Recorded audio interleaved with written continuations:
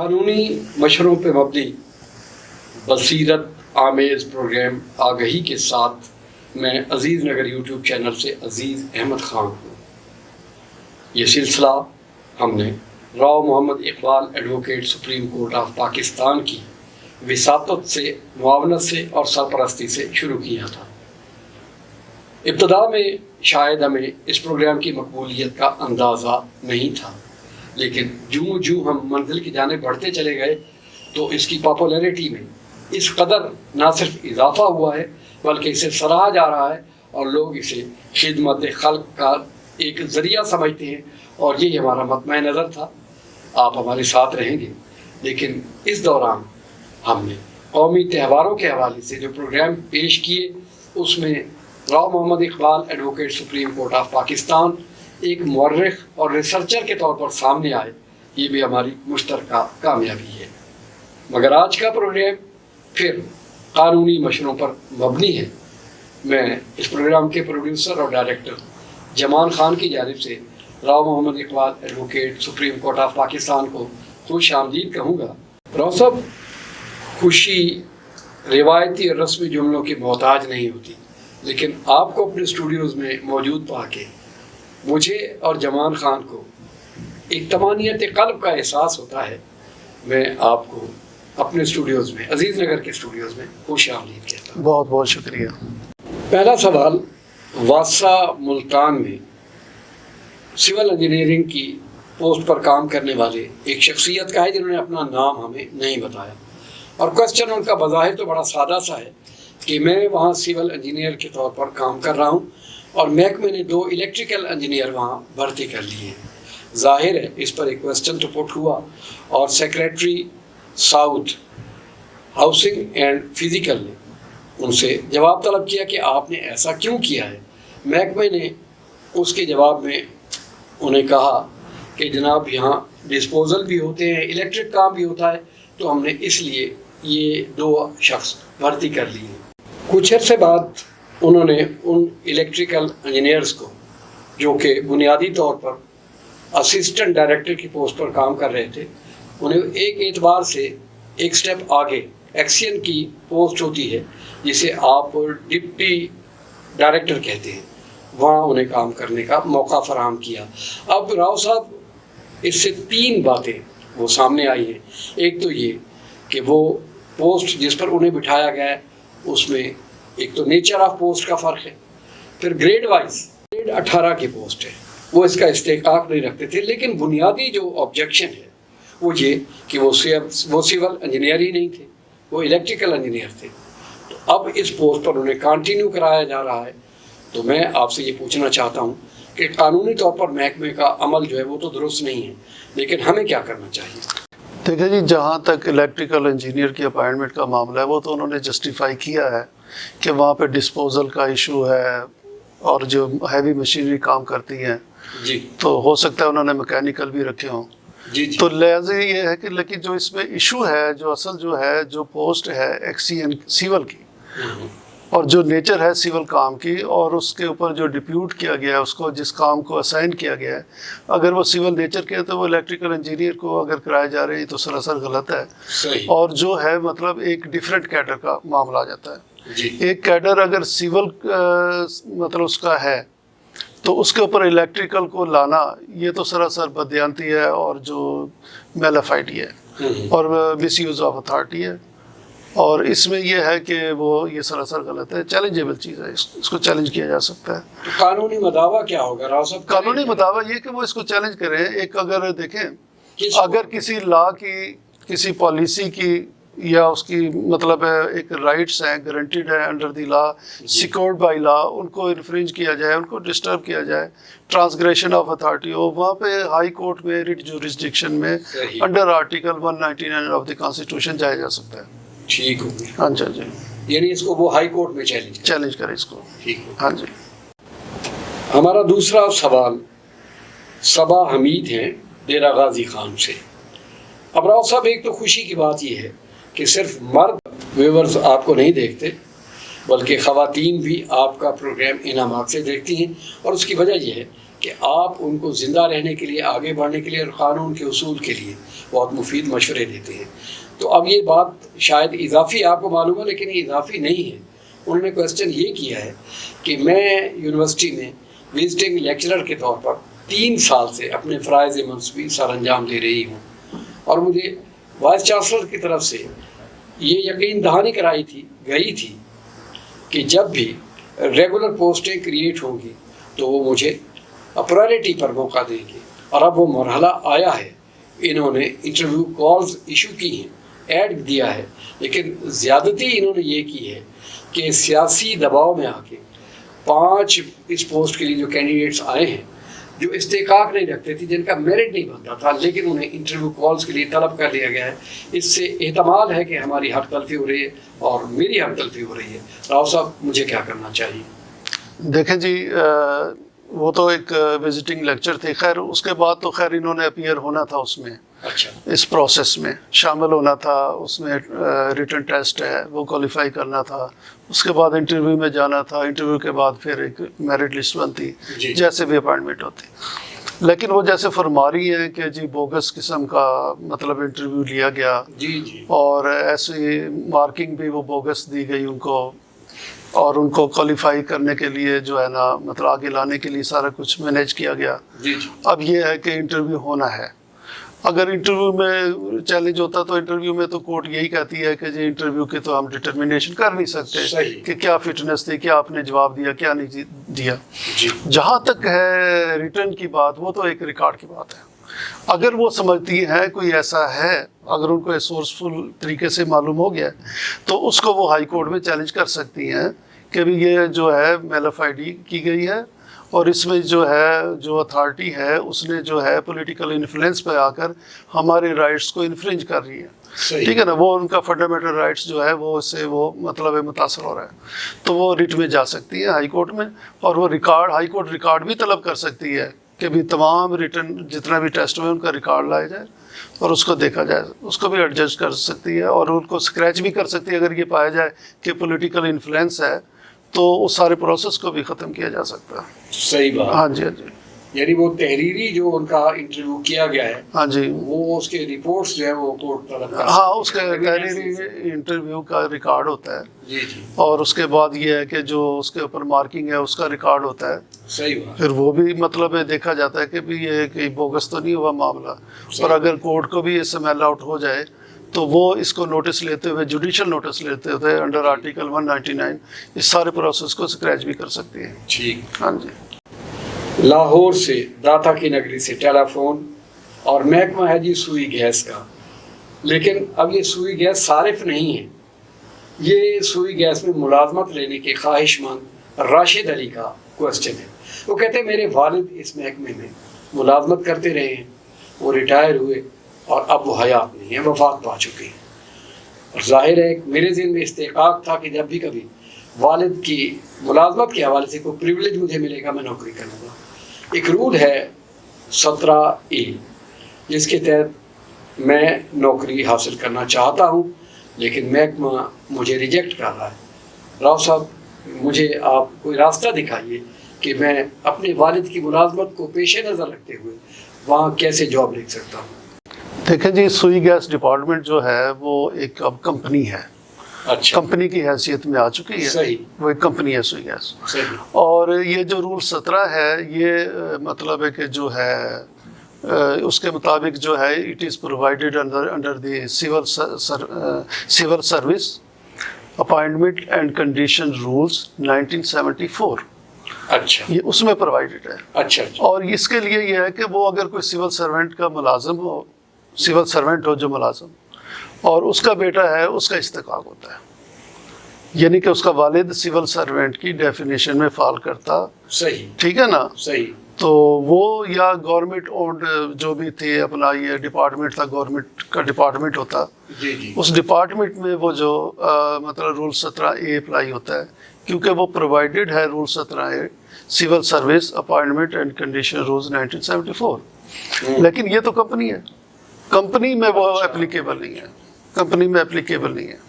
اب جہاں تک بات یہ ہے کہ ہیومینٹیرین گراؤنڈ پہ کر سکتی ہے اگر ڈپارٹمنٹ چاہے تو، جو ہائر اتھارٹی ہے کہ اور اس کے مطابق یہ جو ان کی ہر محکمے کی تو ہوتی ہے ویسے پالیسی کہ وہ اگر امپلائیز سن کوٹے میں یا امپلائیز جو ہے جتنے بھی اس میں ڈاٹر بھی آ جاتی ہے، سن بھی آ جاتا ہے، کسی کو بھی جاب دے دیتے ہیں، اور پی ایم پیکج بھی ہے، لیکن وہ پی ایم پیکج بھی جو ہے وہ بھی اپلیکیبل ہے فیڈرل گورنمنٹ کے محکموں پہ. تو یہ مطلب ہے کہ ابھی دیکھیں اگر وہ نہیں ہوا تو وہ ہائی کورٹ میں آ جائیں اور اپنی داد رسی کے لیے جا سکتے ہیں، لیکن رول 17A کے تحت وہ مطلب اس کو کلیم نہیں کر سکتے. راؤ صاحب پھر اس کا مطلب تو یہ ہوا کہ وہ کورٹ میں تو جائیں گے، کورٹ آف لا یہ آخری امید ہوتی ہے ہماری اعلیٰ نہیں وہ تو جا سکتے، لیکن as a matter of right وہ کلیم نہیں کر سکتے. آپ نے فرمایا کہ وہ ہیومینٹیرین گراؤنڈ پر محکمہ بھی چاہے تو کر سکتا ہے، تو یہ پھر ان کی خوشنودی پہ ہو گیا،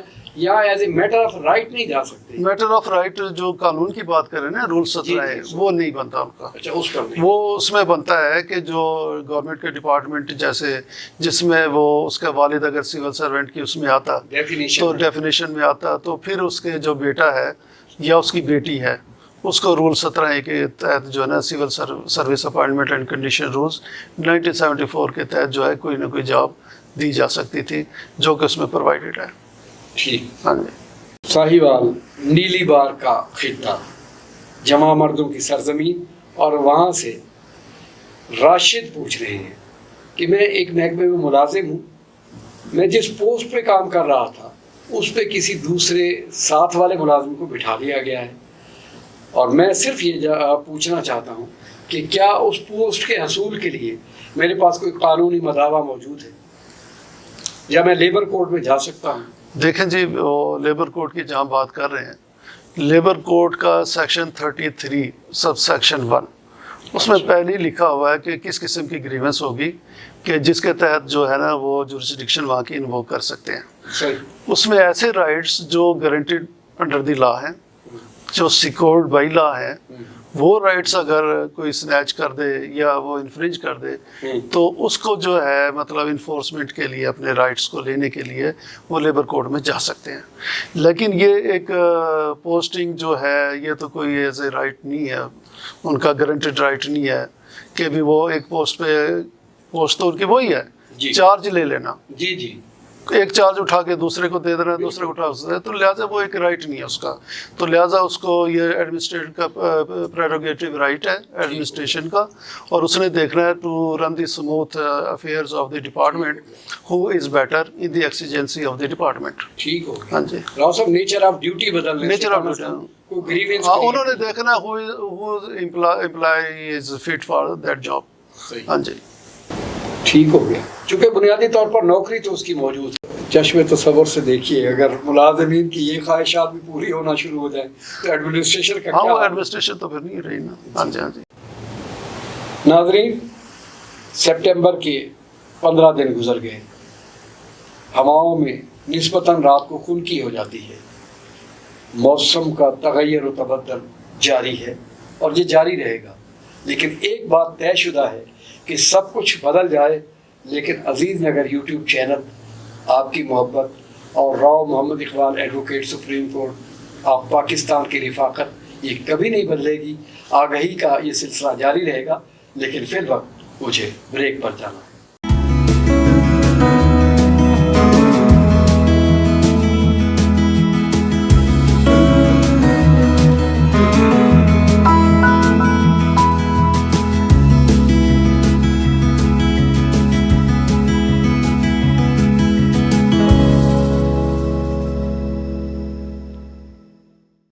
ویلکم بیک. رحیم یار خان سے خرم شہزاد کا ایک کویسچن ہے.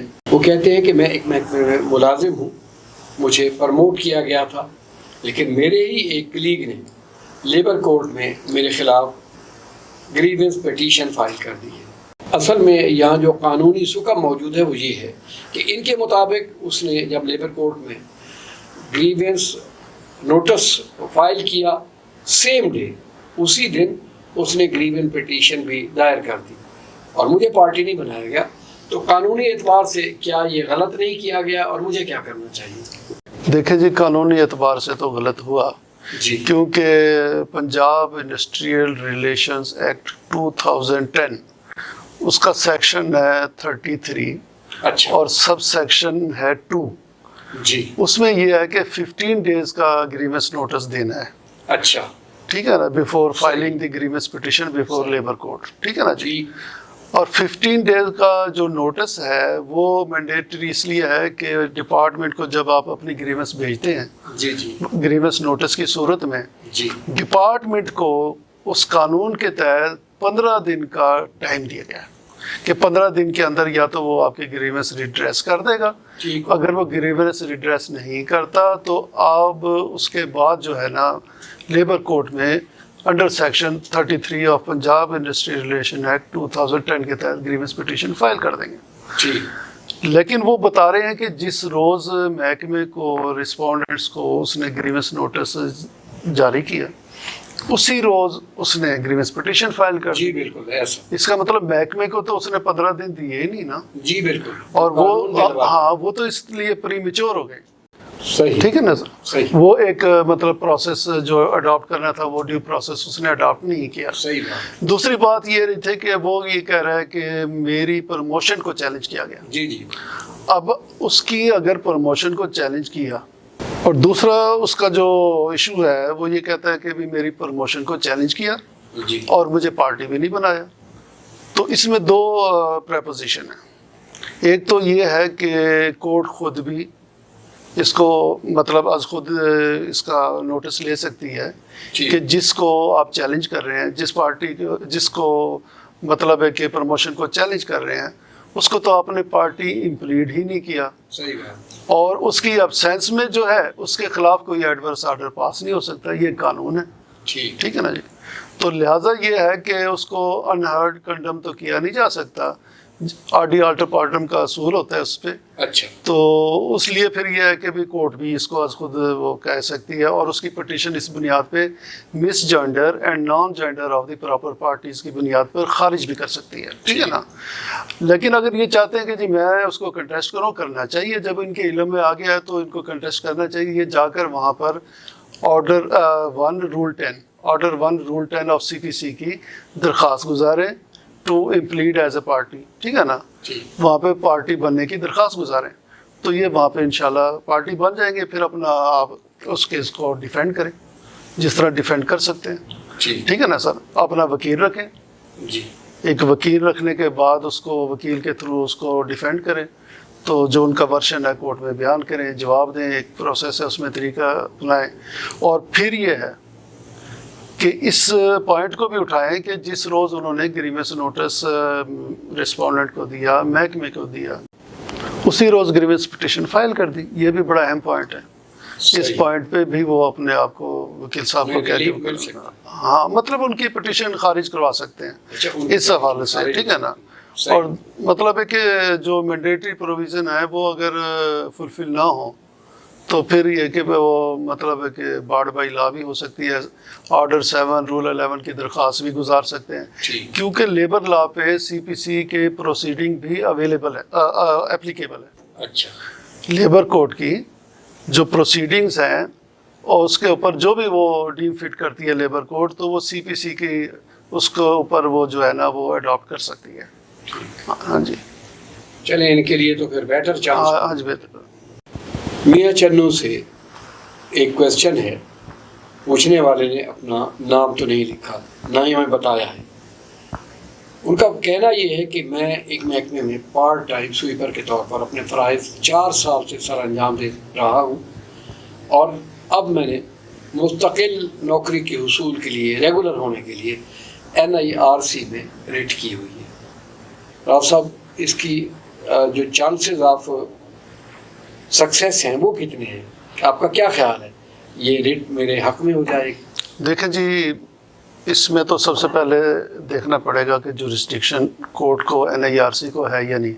وہ کس محکمے میں ہے یہ تو انہوں نے نہیں بتایا. کیونکہ محکمے 2 طرح کے ان میں ہونے چاہیے. ایک تو وہ محکمہ جو جس کی صوبے سے باہر کوئی برانچز نہیں ہے وہ لیبر کورٹ میں جائے گا اگر ورکر ہوگا. ایک وہ محکمہ جس کی ٹرانس پروونشل جسے کہتے ہیں جس کی صوبے سے ایک صوبے سے باہر بھی برانچز ہیں آفیسز ہیں جی جی تو وہ جو ہے ٹرانسپروینشل ڈپارٹمنٹ کے لائیں گے، اچھا اور ان کی اگر لیبر ہوگی یا ورکر ہوگا وہ اپنا انڈسٹریل ریلیشن ایکٹ ہے 2012، اچھا اس کے تحت وہاں پہ جورسڈکشن انوو کرے گا اگر ٹرانسپروینشل کا ہوگا۔ اگر یہ ٹرانسپروینشل کے ہیں پھر تو اس کورٹ کو جورسڈکشن اس حوالے سے تو ہوگی، بالکل صحیح، اور اگر ٹرانسپروینشل کے نہیں ہیں تو وہ NIRC جو ہے اسی بات پر اس کو ڈسمس کر دے گی صحیح بات، کہ بھئی آپ لیبر کورٹ میں جائیں۔ بالکل صحیح، اچھا، لیکن یہ ہے کہ ایک اور جو بات انہوں نے کہی ہے کہ وہ پارٹ ٹائم کام کر رہے ہیں ایز اے ہاں جی۔ سویپر۔ اب پارٹ ٹائم جو ہے وہ 2 گھنٹے کے لیے، 1 گھنٹے کے لیے، 3 گھنٹے کے لیے، جیسے بھی وہ کام کر رہے ہیں، فل ٹائم تو نہیں ہے نا، جی۔ بے شک وہ عارضی ہیں، جی لیکن فل ٹائم کے طور پر اگر وہ عارضی ورک چارج ہوتے یا کانٹریکٹ پر ہوتے یا دوسرے، وہ اور بات تھی۔ یہ تو پارٹ ٹائم بیسس پہ کام کر رہے ہیں، لہٰذا ان کا وہ استحقاق نہیں بنتا، استحقاق نہیں بنتا صحیح بات، قانونی طور پہ، تو اس لیے جو ہے نا سکسیڈ ہونے کی کوئی چانسز مجھے نہیں معلوم ہوتے۔ بات اور آپ نے پھر بھی وضاحت کر دی ہے، ہاں جی، اس محکمے کی صوبائی حیثیت کے پیش نظر وہ بھی دیکھنا ہے کہ بھی مطلب پراپر فورم پہ گئے نہیں، کیونکہ انہوں نے بتایا نہیں کہ کس محکمے میں ہے، ورنہ تو پھر یہ بات کرنے کی ضرورت نہیں تھی۔ اگر وہ میں بتا دیتے، وہ پتہ چل جاتا ہے ٹرانسپروینشل ہے تو وہ صحیح گئے۔ اگر وہ ٹرانسپروینشل محکمے میں کام نہیں کر رہے، ایک صوبائی محکمے میں کام کر رہے ہیں جو صرف صوبے کے حدود میں ہی ہے، تو پھر لیبر کورٹ میں جانا تھا اگر وہ جیسے۔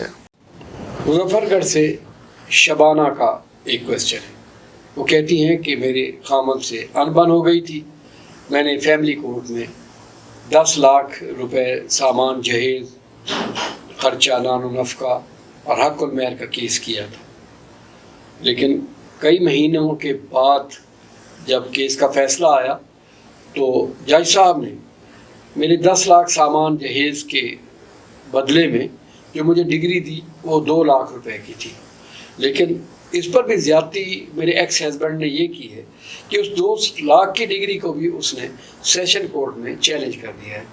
راؤ صاحب، جنرلی میں بہت پریشان ہوں، مجھے بتائیے کہ اس کیس کا مستقبل کیا ہے اور میں اپنا ریلیف کس طرح سے لے سکتی ہوں؟ دیکھیں جی، انہیں اس حوالے سے مایوس اور پریشان ہونے کی ضرورت نہیں ہے، اچھا، کیونکہ اپیلیٹ فورم ان کے پاس بھی موجود ہے۔ اگر ان کے شوہر اپیل میں گئے ہیں اس 2 لاکھ کی ڈگری کو چیلنج کرنے کے لیے، تو یہ بھی انہانسمنٹ کی اپیل لے کر اسی کورٹ میں جا سکتی ہے۔ اچھا، ہاں کہ جی میں نے 10 لاکھ کلیم کیے تھے، جی 2 لاکھ کی صرف ڈگری ہوئی، میرے ساتھ زیادتی ہوئی اور مجھے جو ہے نا مطلب ڈگری کم کی گئی، تو میری ڈگری کو بڑھایا جائے، اور اس میں یہ نہیں کہ یہ اپنے وکیل کو لے کر اس کے ذریعے اپیل فائل کریں، تو انشاءاللہ امید ہے اس کی ڈگری کی اماؤنٹ بھی بڑھ جائے گی۔ تو راؤ صاحب، اس کا مطلب یہ ہے کہ اب جو حتمی فیصلہ آئے گا وہ سیشن کورٹ کا ہوگا اور وہ اس سطح پہ دونوں فریقین کے لیے قابل قبول ہوگا؟ دیکھیں جی، وہ سیشن کورٹ تو نہیں کلائے گا، وہ تو ڈسٹرکٹ جج کی کورٹ کلائے گی نا، کیونکہ فیملی کیس ہے نا، فیملی کیس۔ سیشن کورٹ تو جب ہم کہیں گے جب کوئی فوجداری کیس ہوگا، ٹھیک ہے نا، تو یہ فیملی اپیل ہوگی، تو جو ڈسٹرکٹ جج جو ہوگا بطور ڈسٹرکٹ جج جو ہے نا اپنا اختیارات یوز کرے گا ایز اے اپیلیٹ اتھارٹی۔ لیکن اس میں جو فیملی لا میں جو ہے نا یہ حتمی اپیل ہے، اس کے بعد سیکنڈ اپیل کی کوئی پروویژن نہیں ہے، ٹھیک ہے نا۔ لیکن پھر یہ ہے کہ جہاں پہ آلٹرنیٹ نہ ہو وہاں پہ ہائی کورٹ جورسڈکشن میں جایا جاتا ہے، لیکن ہائی کورٹ نے صرف یہ دیکھنا ہے کہ کوئی جورسڈکشنل ایرر ہے، کوئی اس میں جورسڈکشنل ڈیفیکٹ ہے، یا اس میں ایسا کوئی قانونی فلاح ہے یا کوئی ایسی چیز ہے جو ڈسٹرکٹ جج نے بھی نہیں دیکھی، نیچے جو ہے ٹرائل کورٹ نے بھی نہیں دیکھی، تو اس پہ ہائی کورٹ ایک لمیٹیڈ اس میں آ کے وہ دیکھ سکتی ہے۔ ناظرین، آپ عزیز نگر یوٹیوب چینل کا مقبول ترین پروگرام آگہی دیکھ رہے ہیں جو قانونی مشوروں پر مبنی ہوتا ہے۔ اس میں قانونی مشاورت اور رہنمائی کے لیے ہمارے ساتھ Rao Muhammad Iqbal advocate supreme court of Pakistan موجود ہوتے ہیں۔ ہم کوشش کرتے ہیں کہ بے شمار لوگ جو راؤ صاحب سے یا براہ راست جمان خان جو اس پروگرام کے پروڈیوسر اور ڈائریکٹر ہیں، ان کو جو سوالات بھیجے جاتے ہیں ان کا کوئی جامع آپ کو حل بتائیں، اور پھر آپ نے یہ دیکھا ہوگا کہ ہمارے ہر پروگرام میں سوالوں کو ریپیٹ نہیں کیا جاتا، ہمارا یہ سلسلہ جاری رہے گا. آپ اسی طرح سے اس پروگرام میں ہمارے ساتھ رہا کریں گے. لیکن فی الوقت عزیز احمد خان آپ سے اجازت کا طالب ہے. اللہ نگہبان.